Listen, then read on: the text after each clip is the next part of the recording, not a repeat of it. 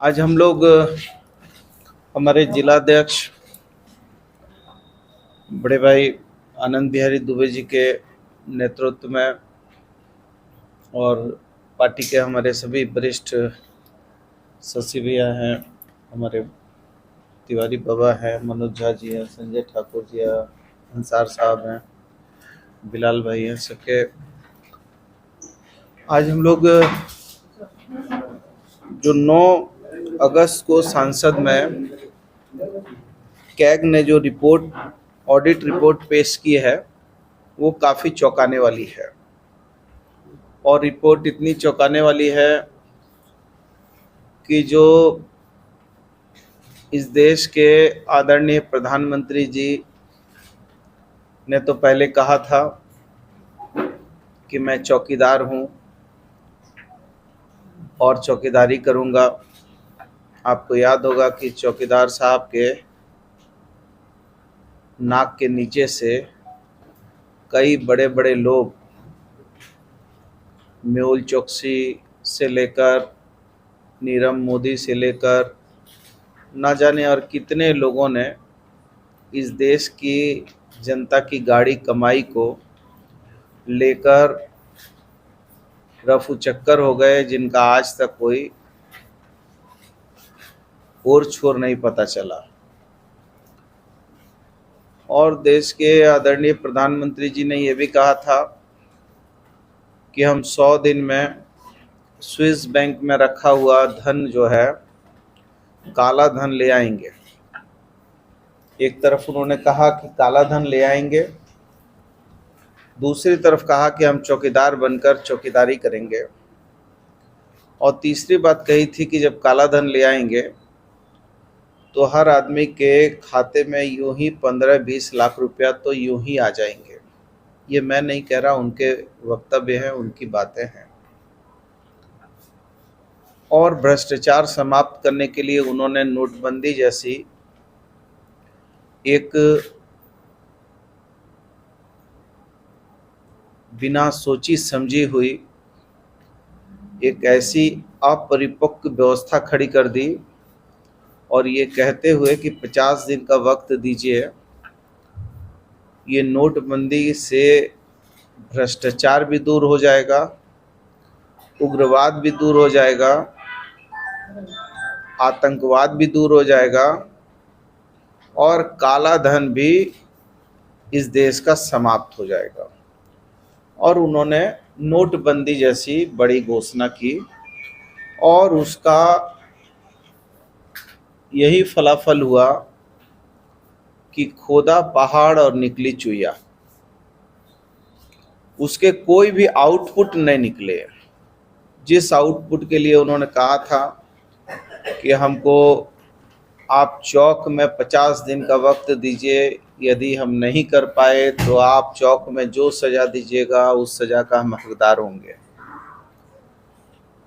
तो उन्होंने आर्थिक व्यवस्थाओं को सुदृढ़ करने के लिए ऐसी बातों को जनता के बीच में भ्रामक प्रचार किया। लेकिन सच्चाई ये रही कि नोटबंदी से न काला धन आया, न भ्रष्टाचार मिटा, न उग्रवाद में कमी आई, न उग्रवाद आतंकवाद में कमी आई, बल्कि ये हुआ कि गरीब और गरीब हो गए और अमीर हो गए, और आम लोगों का पैसा को बैंक में रखकर बड़े पूंजीपतियों के हवाले कर दिया गया। तो ये समझ में आता है, एक सोची समझी बड़ी साजिश के तहत ये पूरा जो है एक बड़ा महा घोटाला हुआ। और हमारे नेता आदरणीय राहुल गांधी जी ने भी सदन में भी कहा कि वो 20,000 करोड़ रुपए किसके हैं, जिसकी अभी तक कोई पुष्टि नहीं हुई। और उसी बीच में 9 अगस्त को कैग ने लोकसभा में अपनी ऑडिट रिपोर्ट रखी, जिस ऑडिट रिपोर्ट में गंगा जमुना हाईवे बनाने के लिए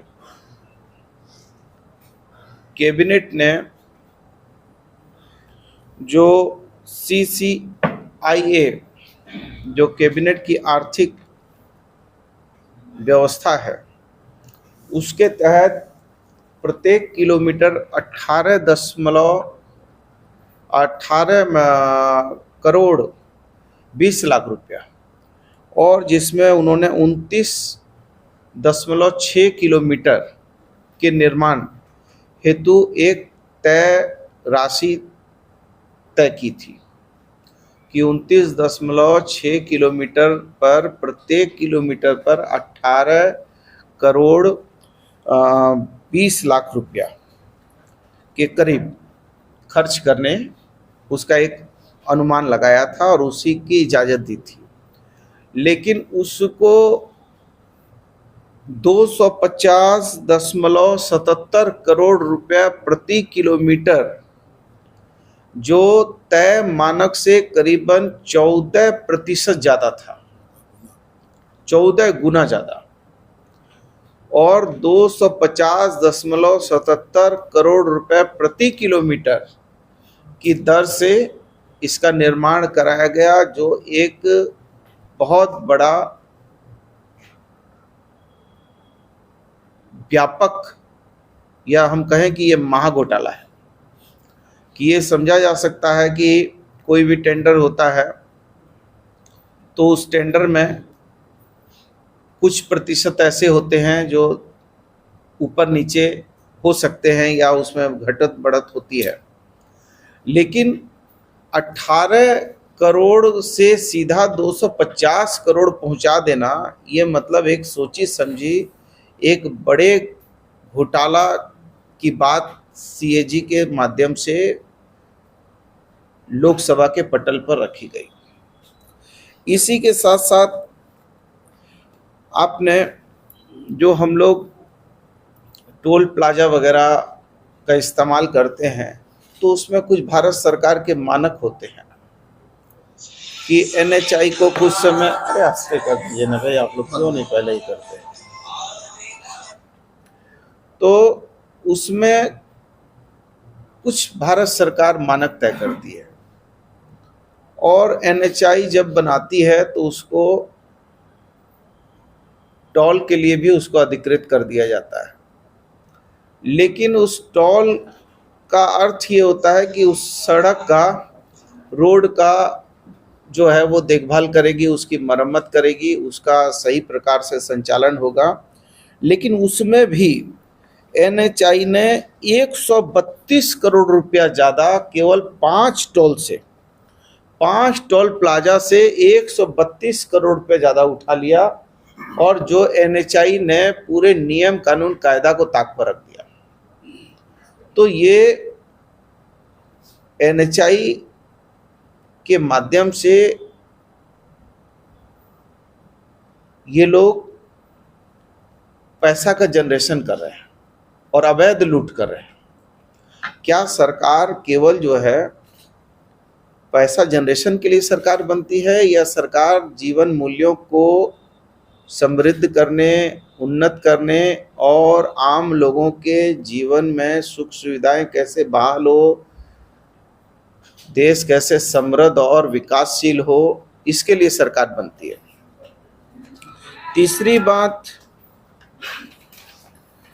तीसरी बात, बहुत सारे ऐसे इनके प्रोजेक्ट हैं जिनको जान के विलंब किया गया है, ताकि विलंब करने का उद्देश्य यह है कि वो उनका जो तयशुदा राशि है, उस तयशुदा राशि में काफ़ी उसमें बढ़त हो जाए। जैसे 14 ऐसे प्रोजेक्ट हैं बड़े बड़े, जिसमें 8 प्रोजेक्ट ऐसे हैं जिसमें 22 महीना से लेकर 47 महीना की देरी हुई है, और 6 प्रोजेक्ट ऐसे हैं जो अभी उनको जो है 11 महीना से 58 महीना की देरी हुई है।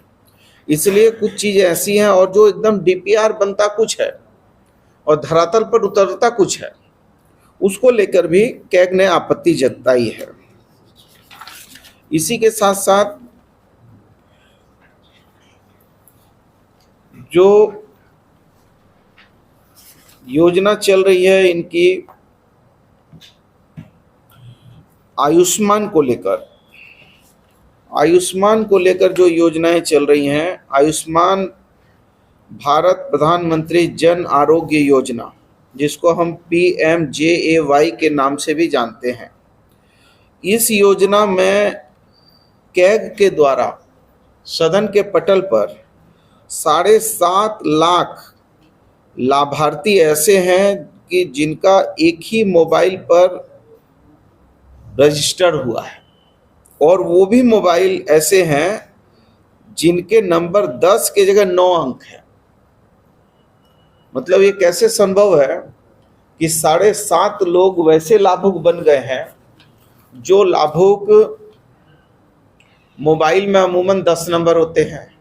अब 9 नंबर का मोबाइल को संचालित कर दिया गया है, और 9 नंबर के मोबाइल को संचालन करके उसमें 7.5 लाख लोग लाभुक बन गए।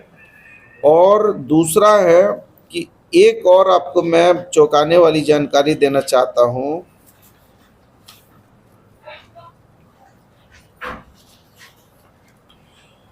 कि 1,39,300 लोग एक दूसरे नंबर, जो नंबर सिर्फ 888 करके ही अंतिम है, से जुड़े हुए हैं।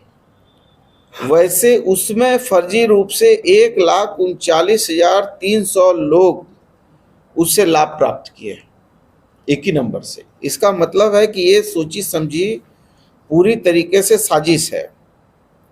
वहीं 96,046 अन्य लोग हैं जो 9 उसके बाद 0 करके 9 शून्य है नंबर से जुड़े हैं। इनके अलावा करीब 20 नंबर भी सामने आए हैं जिसमें 10,000 से लेकर 50,000 लाभार्थी जुड़े हुए हैं। मतलब एक नंबर से इतने लोग यदि लाभार्थी हैं तो आप समझ सकते हैं कि ये कितने बड़े व्यापक रूप से घोटाले हो रहे हैं। इसी को और छोड़िए, आप यहां देखिए कि भारत के नियंत्रक एवं महालेखा परीक्षक CAG ने रिपोर्ट में कहा कि सार्वजनिक क्षेत्र की company Hindustan aeronautics limited HAL को परियोजना दोषपूर्ण परियोजना दिया गया, और उसके कारण उनको 159 करोड़ 23 लाख रुपए का नुकसान हुआ। BIAL के मामले में भी कहा कि 142 करोड़ रुपए का नुकसान हुआ क्योंकि इलेक्ट्रॉनिक सर्किट बोर्ड का स्वदेशीकरण नहीं किया जा सकता था। मतलब कुछ ऐसी योजनाएं इन लोगों ने दी हैं जो जानकर दी गई योजनाएं हैं, जो पूर्व नियोजित योजनाएं हैं कि कैसे करके इसमें बंदरबाट करना है। केक की एक और रिपोर्ट आई है जिसमें बताया गया है कि मंत्रालय ने पेंशन योजना से जुड़े लगभग 2 करोड़ 83 लाख रुपए अन्य योजनाओं के प्रचार में खर्च कर दिए। कैग ने national social assistant program NSAP की ऑडिट रिपोर्ट में यह जानकारी दी। मतलब वो लोग हैं जो पेंशन से जुड़े हैं।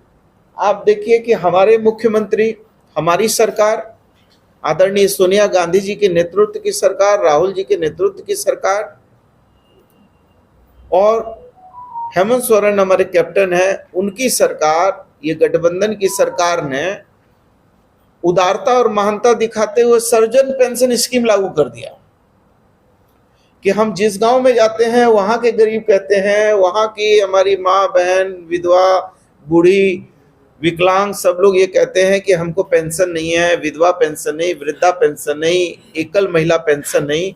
तो हम लोगों ने सर्वजन पेंशन स्कीम लागू कर दिया जनहित में। ये लोग सर्वजन पेंशन तो छोड़ दीजिए, इन लोगों ने पेंशन योजना से जुड़े लगभग 2 करोड़ 83 लाख रुपए अन्य योजनाओं में केवल अपने प्रचार प्रसार के लिए खर्च कर दिया। ये मैं नहीं, ये कैग की रिपोर्ट बता रहे हैं। कैग की रिपोर्ट जो है वो बड़ी ठोस रिपोर्ट होती है। तो जो हमारे प्रधानमंत्री जी बराबर इतना दावा करते थे कि हम जिसके पैर में हवाई चप्पल नहीं है, हम उसको जो है हवाई जहाज में देखना चाहते हैं, और बड़े बड़े सपने दिखाए पूरे देश की जनता को, लेकिन उसमें मात्र 7% ही उन्होंने अभी तक मात्र 7% में ही इस योजना को संपादित किया। शेष 93% योजना अभी तक धरी की धरी रह गई। ये मैंने कैग की रिपोर्ट कह रही है। तो कुल मिला के ये कहने का मैं समझता हूँ कि ये अभिप्राय ये है कि जो हमारे प्रधानमंत्री जी लोगों से कह रहे हैं कि हम भ्रष्टाचार नहीं होने देंगे, हम सदाचार में जीवन जिएंगे, सदाचार में हम झोला लेकर आए हैं, झोला लेकर जाएंगे, हम जो है काला बाजार, काला धन, भ्रष्टाचार, और आप देख रहे होंगे कि किस तरीके से केंद्रीय एजेंसियां चुनी हुई सरकार को अपदस्थ करने की साजिशें रच रही हैं, ये किसी से छुपा नहीं है। तो कहने का अभिप्राय ये है कि हम प्रधानमंत्री जी से आपके माध्यम से जरूर जानना चाहते हैं कि आपकी जो ईमानदारी की, आपकी जो देश के प्रति समर्पित जो बातें थीं, वो बातों को कैग ने कैसे खारिज कर दिया, और खारिज जब यदि कैग ने किया है तो क्या प्रधानमंत्री जी इन घोटालों पर चुप्पी तोड़ते हुए सदन को जवाब देंगे? इन घोटालों पर वो क्या इन एजेंसियों के विरुद्ध जो है आपराधिक मुकदमा दायर करके उनको विधि सम्मत कार्रवाई के तहत लाएंगे? क्या प्रधानमंत्री जी भारत माला प्रोजेक्ट में धांधली पर कार्रवाई करेंगे?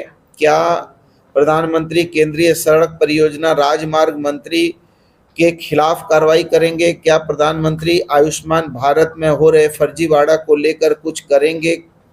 क्या वो पता करेंगे कि आखिर लाभार्थियों का पैसा किस माध्यम से लूट हुआ है?